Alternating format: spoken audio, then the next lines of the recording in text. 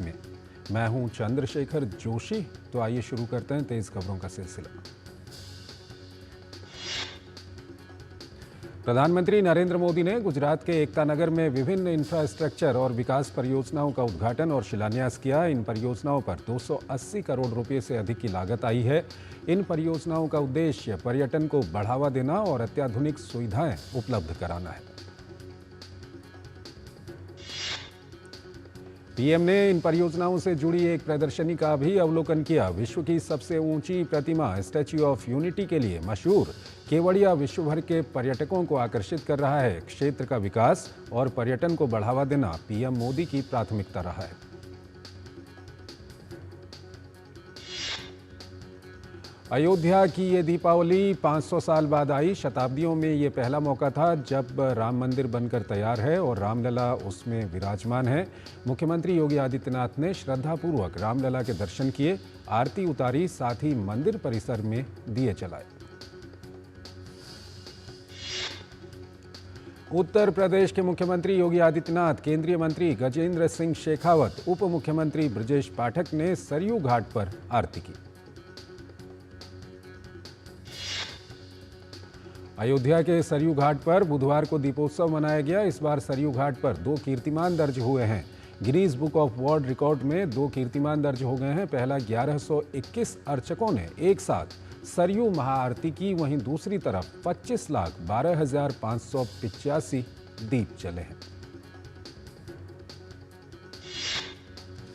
सरयू घाट राम की पैड़ी पर रिकॉर्ड 25 लाख से अधिक दिए और पूरी अयोध्या में इससे भी ज्यादा दियों का प्रकाश एक अलग ही समा बांध रहा था।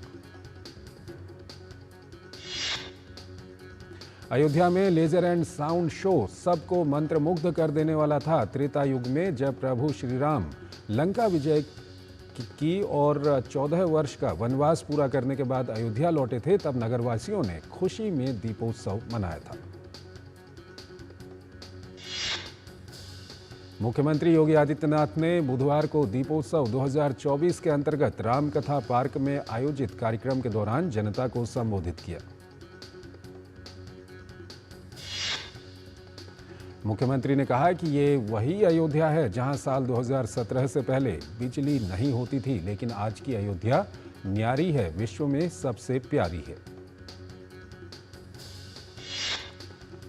योगी आदित्यनाथ ने कहा कि हम सब आभारी हैं पीएम मोदी के, जिनके दूरदर्शिता के कारण 5 अगस्त 2020 के समय जब दुनिया कोरोना महामारी के सामने पस्त थी, तब भारत के प्रधानमंत्री अयोध्या धाम में आकर विरासत के प्रति कृतज्ञता ज्ञापित करते हुए यहां आकर श्री राम मंदिर के शिलान्यास का कार्यक्रम अपने कर कमलों से संपन्न कर चुके थे। योगी आदित्यनाथ ने कहा कि ये वर्ष अयोध्या के लिए अद्भुत, अनुपम, अलौकिक और अद्वितीय है। इस वर्ष 22 जनवरी 2024 को अयोध्या धाम में 500 साल का इंतजार समाप्त करके एक बार फिर भगवान श्री राम अपनी जन्मभूमि पर विराजित होकर ये संदेश देकर गए हैं कि कभी अपने पथ से विचलित न होइए, संघर्ष का मार्ग अपनाइए, सफलता अवश्य प्राप्त होगी। सीएम योगी ने कहा कि इससे पहले हम सब केवल बोलते थे, मगर हमने जो कहा वो करके दिखाया। जिस अयोध्या में 2017 से पहले बिजली नहीं मिलती थी, यहाँ की सड़कों, घाटों, मठ मंदिरों की स्थिति क्या थी, हर कोई जानता है। योगी आदित्यनाथ ने बिना नाम लिए सपा पर कटाक्ष किया। उन्होंने कहा कि राम भक्तों पर गोलियां चलवाने वाले लोग विकास कार्यों में और सनातन धर्म के मार्ग में बैरिकेडिंग लगा रहे हैं। ऐसे लोगों से सावधान रहना होगा। दीपावली और छठ पूजा को देखते हुए भारतीय रेलवे यात्रियों की सहूलियत के लिए 632 स्पेशल ट्रेनों का परिचालन कर रही है। ये स्पेशल ट्रेनें तकरीबन 7,000 ट्रिप लगाकर यात्रियों को उनके गंतव्य तक पहुंचाएंगी। इसके तहत मध्य रेलवे 64 त्योहार स्पेशल ट्रेनों का संचालन कर रही है। मध्य रेलवे द्वारा संचालित 64 ट्रेनों से 504 ट्रिप लगाए जाएंगे। ऐसे ही ईस्ट कोस्ट रेलवे 26 ट्रेनों के माध्यम से 354 ट्रिप, पूर्व मध्य रेलवे 48 ट्रेनों के माध्यम से 680 ट्रिप, ईस्टर्न रेलवे 44 ट्रेनों के जरिए 426 फेरे और उत्तर मध्य रेलवे 18 ट्रेनों के माध्यम से 156 फेरे लगाएगी। रेलवे के अन्य डिवीजन में भी इसी तरह यात्रियों की सुविधा को ध्यान में रखते हुए स्पेशल ट्रेनों का संचालन किया जा रहा है। नॉर्थ ईस्टर्न रेलवे की बात करें तो इस डिवीजन में 30 ट्रेनों के माध्यम से 298 फेरे लगाए जाएंगे। नॉर्थ ईस्ट फ्रंटियर रेलवे 26 ट्रेनों से 238 ट्रिप लगाएगी, वहीं उत्तर रेलवे 66 ट्रेनों से 827 ट्रिप और उत्तर पश्चिम रेलवे 46 ट्रेनों से 696 ट्रिप लगाएंगी। दक्षिण मध्य रेलवे भी त्योहार के लिए 88 स्पेशल ट्रेनें चला रही है। ये ट्रेनें 740 ट्रिप लगाएंगी। ऐसे ही दक्षिण पूर्व रेलवे द्वारा 8 स्पेशल ट्रेनों से 52 ट्रिप, दक्षिण पूर्व मध्य रेलवे द्वारा 6 ट्रेनों से 12 ट्रिप, दक्षिण रेलवे 32 ट्रेनों से 284 ट्रिप, दक्षिण पश्चिम रेलवे 24 ट्रेनों से 56 ट्रिप, पश्चिम मध्य रेलवे 6 ट्रेनों से 40 ट्रिप और पश्चिम रेलवे 100 ट्रेनों के माध्यम से 1193 फेरे लगाएंगी। रेल मंत्रालय द्वारा चलाई जा रही स्पेशल ट्रेनों के कारण यात्रियों के बीच खुशी का माहौल है। त्योहार के इस मौसम में स्पेशल ट्रेनों द्वारा लोगों को यात्रा करने में अधिक सुविधा हो रही है। दीपावली और छठ पूजा की वजह से रेलवे स्टेशनों में यात्रियों की संख्या बढ़ती जा रही है। इसी के मद्देनजर रेलवे ने स्टेशनों पर पर्याप्त जन सुविधाओं के साथ साथ अनारक्षित यात्रियों के लिए अलग अलग काउंटर बनाकर टिकट वितरण की व्यवस्था की है।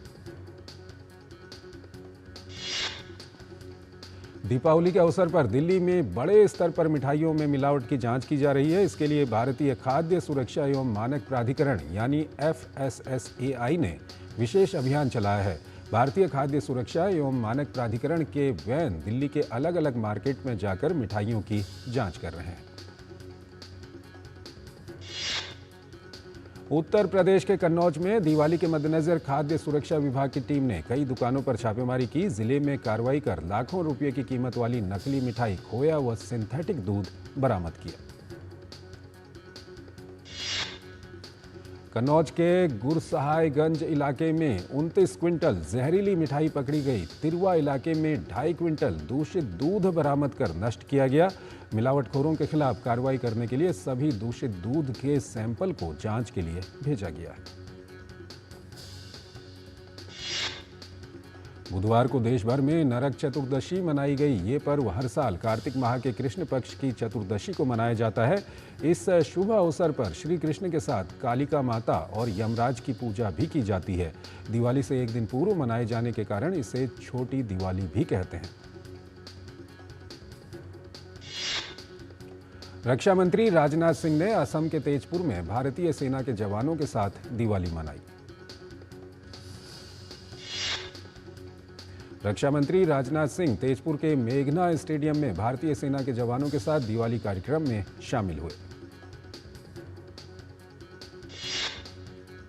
रक्षा मंत्री राजनाथ सिंह ने कहा, कार्यक्रम को संबोधित करते हुए उन्होंने कहा कि मैं खुद को सौभाग्यशाली मानता हूं कि मुझे दिवाली की पूर्व संध्या पर आपके बीच आने का अवसर मिला।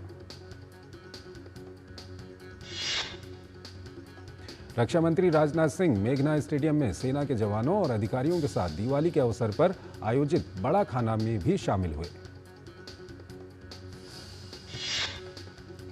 रक्षा मंत्री राजनाथ सिंह और केंद्रीय मंत्री किरण रिजिजू अरुणाचल प्रदेश के 2 दिवसीय दौरे पर तवांग के दौरे पर हैं। अपने 2 दिनों के प्रवास पर रक्षा मंत्री सशस्त्र बलों के जवानों के साथ बातचीत करेंगे और एक संग्रहालय राष्ट्र को समर्पित करेंगे। इसके साथ ही रक्षा मंत्री तवांग में वायु वीर विजेता कार रैली को भी हरी झंडी दिखाएंगे। चुनाव आयोग ने हरियाणा चुनाव में किसी भी तरह की अनियमितता के कांग्रेस के आरोपों को निराधार, गलत और तथ्यहीन बताकर खारिज किया तो बीजेपी ने ईवीएम पर हार का ठीकरा फोड़ने की कांग्रेस की आदत पर उसे एक बार फिर आड़े हाथों लिया। भाजपा कांग्रेस के आरोपों को संदेहास्पद बता रही है। भाजपा का कहना है कि जरूरत पड़ने पर कांग्रेस संविधान की दुहाई देती है, साथ ही संवैधानिक संस्थानों पर वार करने से नहीं चूकती।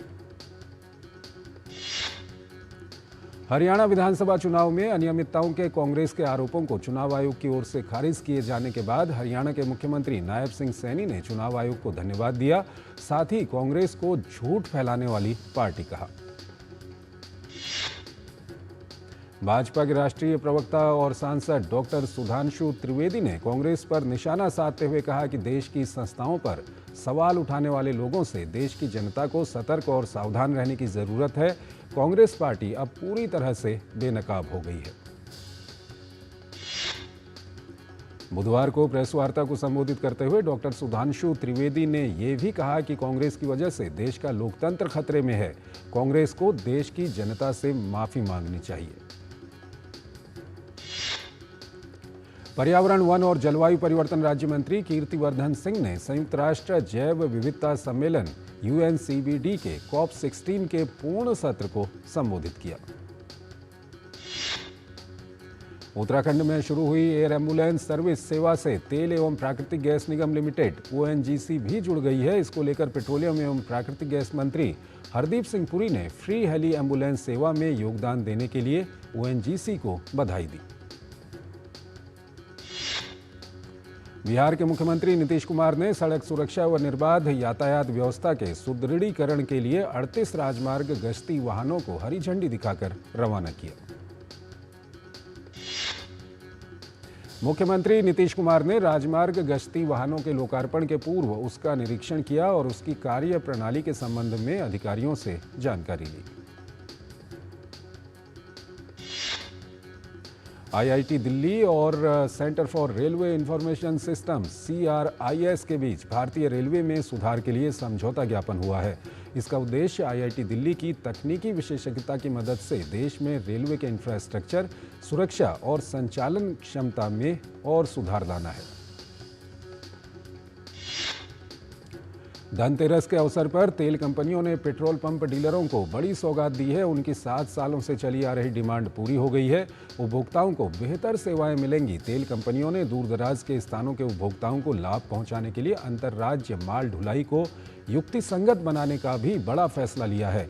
दूरदराज के ये वो स्थान हैं जो तेल मार्केटिंग कंपनियों OMC के पेट्रोल और डीजल डिपो से दूर हैं।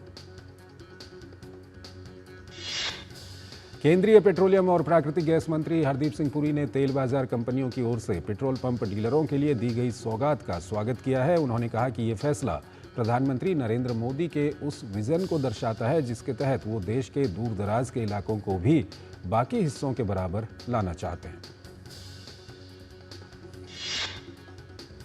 केंद्रीय पेट्रोलियम और प्राकृतिक गैस मंत्री हरदीप सिंह पुरी ने एक्स पर कहा कि मैं तेल विपणन कंपनियों की ओर से पेट्रोल पंप डीलरों को डीलर कमीशन बढ़ाने की घोषणा और दूरदराज के क्षेत्रों पर स्थित उपभोक्ताओं को लाभ पहुंचाने के लिए अंतर्राज्य माल ढुलाई को युक्तिसंगत बनाने के निर्णय का स्वागत करता हूं। हरदीप सिंह पुरी ने कहा कि इसके चलते देश के कई हिस्सों में पेट्रोल और डीजल की कीमतों में कमी आएगी। उन्होंने कहा कि चुनाव वाले राज्यों और निर्वाचन क्षेत्रों में निर्णय बाद में लागू किया जाएगा। तेल कंपनियों द्वारा पेट्रोल और डीजल पंप डीलरों के कमीशन को बढ़ाने वाले फैसले की all India petroleum dealers association के अध्यक्ष ने सराहना की है। साथ ही उन्होंने कहा कि लंबे इंतजार के बाद ये तोहफा मिला है। भारतीय शेयर बाजार लाल निशान में बंद हुआ। सेंसेक्स 426 अंक की गिरावट के बाद 79,942 पर बंद हुआ। वहीं निफ्टी 126 अंक गिरने के बाद 24,340 पर बंद हुआ। BSE और NSE की ओर से मुहूर्त ट्रेडिंग सेशन 1 नवंबर को रखा गया है और शाम 6 से 7 बजे तक लोग शेयर बाजार में निवेश कर पाएंगे। दिन में बाजार में कारोबार बंद रहेगा। नेफेड ने प्याज की कीमतों पर नियंत्रण के लिए 840 मीट्रिक टन प्याज खरीदा, जो कि कांदा एक्सप्रेस से दिल्ली पहुंचा। पहले भी कांदा एक्सप्रेस से 1600 मीट्रिक टन प्याज दिल्ली NCR के लिए भेजा जा चुका है। कैट के मुताबिक देश भर में धनतेरस पर बाजारों में करीब 60,000 करोड़ रुपए का रिटेल व्यापार होने का अनुमान है।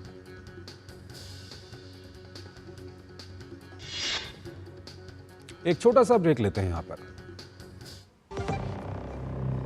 बात जब पीढ़ियों के लिए बनने वाले घर की हो तो जिम्मेदारी बड़ी हो जाती है। गैलेंट समझता है ये जिम्मेदारी। अब डबल एम रिब्स के साथ गैलेंट एडवांस TMT रीबार, निर्माण का रियल हीरो। जिंदगी की हर छोटी बड़ी जरूरत के लिए आप जो सपने सजाते हैं, बस उसी उम्मीद को तो हम सहारा लगाते हैं। SIP आपकी सेविंग्स को आपकी खातिर काम पर लगाएगी।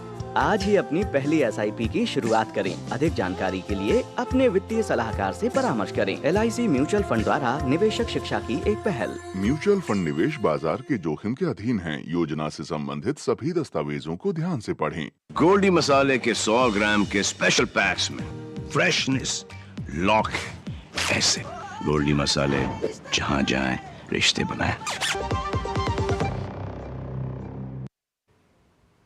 स्वागत है आपका ब्रेक के बाद और आइए अब खबरों के सिलसिले को और आगे बढ़ाते हैं। RBI की ओर से जारी आंकड़ों के मुताबिक सोने के भंडार की घरेलू होल्डिंग बढ़कर कुल होल्डिंग की 60% हो गई है, जो मार्च के अंत में 50% थी।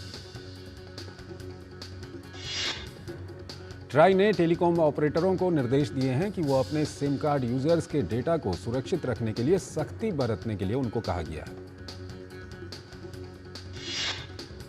अडानी पोर्ट्स और स्पेशल इकोनॉमिक जोन लिमिटेड का वित्त वर्ष 2024-25 की पहली छमाही में कंपनी का मुनाफा 42% बढ़कर 5,520 करोड़ रुपए हो गया है।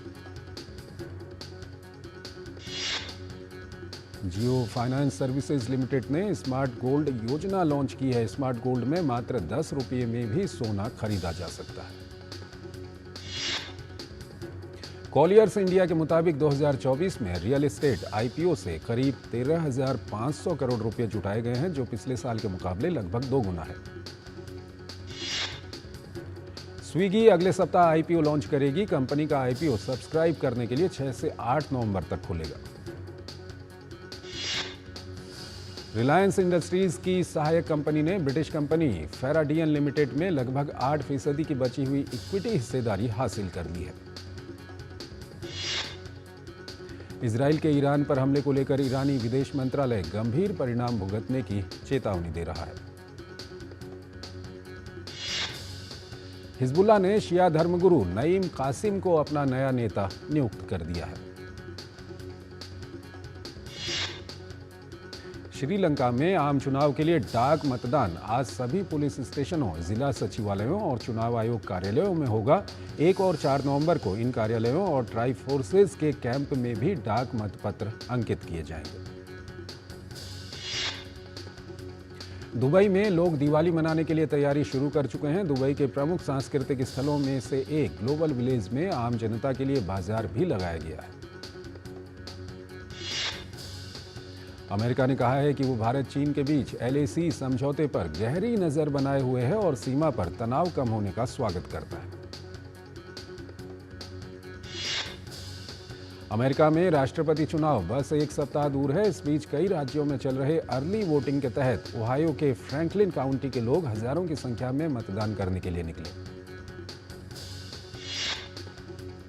अमेरिकी राष्ट्रपति पद का चुनाव अपने अंतिम चरण में है। ताज़ा पोल के रुझानों के मुताबिक अमेरिकी राष्ट्रपति चुनाव के अंतिम चरण में डेमोक्रेटिक राष्ट्रपति पद की उम्मीदवार कमला हैरिस की डोनाल्ड ट्रंप पर बढ़त कम हो गई है। न्यूयॉर्क स्थित भारतीय महावाणिज्य दूतावास ने X पर लिखा कि अमेरिका की सबसे ऊंची इमारत वन वर्ल्ड ट्रेड सेंटर के साथ दिवाली का शुभारंभ। यूरोपीय संघ ने चीन के साथ व्यापार विवाद का सौहार्दपूर्ण समाधान नहीं निकल पाने पर चीन से आयात किए जाने वाले इलेक्ट्रिक वाहनों EV पर 45% तक शुल्क लगाने की घोषणा की है।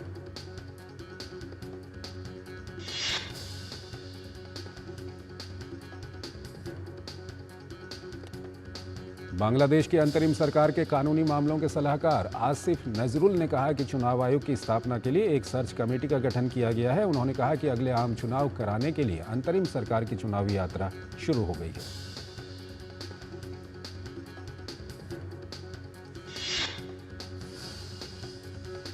स्पेन के दक्षिण पूर्वी क्षेत्र में मूसलाधार बारिश के कारण आई बाढ़ में 60 से अधिक लोगों की मौत हो गई। बांग्लादेश की पूर्व प्रधानमंत्री खालिदा जिया पर राजद्रोह का मुकदमा खत्म हो गया। खालिदा जिया के वकील ने बताया कि आगजनी और हिंसा के 10 मामलों की सुनवाई की कार्रवाई इस आधार पर रद्द कर दी गई कि उनकी मुवक्किल घटनास्थल पर मौजूद नहीं थी। ब्रिटिश के बीएई परमाणु पनडुब्बी शिपयार्ड में भीषण आग लगने से धुआं उठा, जिसके संपर्क में आने वाले 2 लोगों को अस्पताल में भर्ती करना पड़ा। पाकिस्तान में 3 स्थानों पर हुए सड़क हादसों में 12 लोगों ने जान गंवाई और 19 अन्य घायल हो गए। रूस ने मंगलवार को यूक्रेन के कई सैन्य ठिकानों पर हमला कर 3 बस्तियों पर नियंत्रण कर लिया है।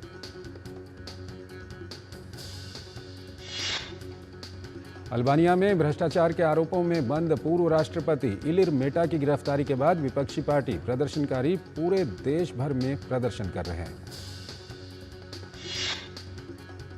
पाकिस्तान के लाहौर में घने कोहरे और वायु प्रदूषण में हो रही लगातार वृद्धि से निपटने के लिए प्रशासन ने लोगों को फेस मास्क पहनना अनिवार्य कर दिया है। मोहन बागान ने इंडियन सुपर लीग में हैदराबाद एफसी को 2-0 से हरा दिया। इस जीत के साथ मोहन बागान की टीम आईएसएल की अंक तालिका में दूसरे स्थान पर पहुंच गई। दक्षिण अफ्रीका के तेज गेंदबाज कगिसो रबाडा ने आईसीसी की टेस्ट गेंदबाजी रैंकिंग्स में शीर्ष स्थान हासिल कर लिया है। भारतीय महिला क्रिकेट टीम की ऑफ स्पिनर दीप्ति शर्मा गेंदबाजों की ताजा आईसीसी महिला वनडे रैंकिंग में दूसरे स्थान पर पहुंच गई है। भारतीय महिला क्रिकेट टीम की कप्तान हरमनप्रीत कौर ने कहा कि उनकी टीम T20 विश्व कप में निराशाजनक प्रदर्शन के बाद न्यूजीलैंड के खिलाफ 3 मैचों की महिला वनडे सीरीज किसी भी कीमत पर जीतना चाहती थी। ऑस्ट्रेलियाई विकेटकीपर बल्लेबाज मैथ्यू वेड ने अंतर्राष्ट्रीय क्रिकेट से संन्यास की घोषणा की है। अब वो राष्ट्रीय टीम के साथ सहायक कोच की भूमिका निभाएंगे। महेंद्र सिंह धोनी उन 5 खिलाड़ियों में शामिल हैं जिन्हें चेन्नई सुपर किंग्स ने आईपीएल 2025 के मेगा ऑक्शन से पहले रिटेन किया है।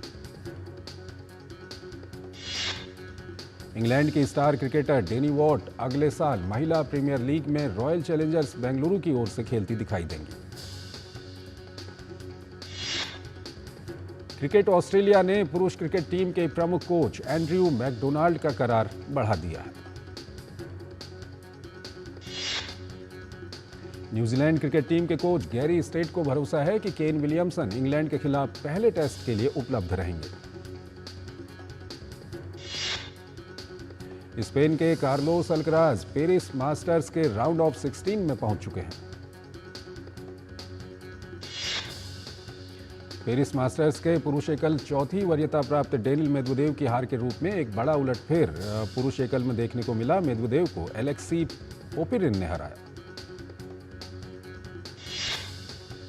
रोहन बोपन्ना और मैथ्यू एब्डेन की जोड़ी पेरिस मास्टर्स के पुरुष युगल क्वार्टर फाइनल में पहुंच गई है।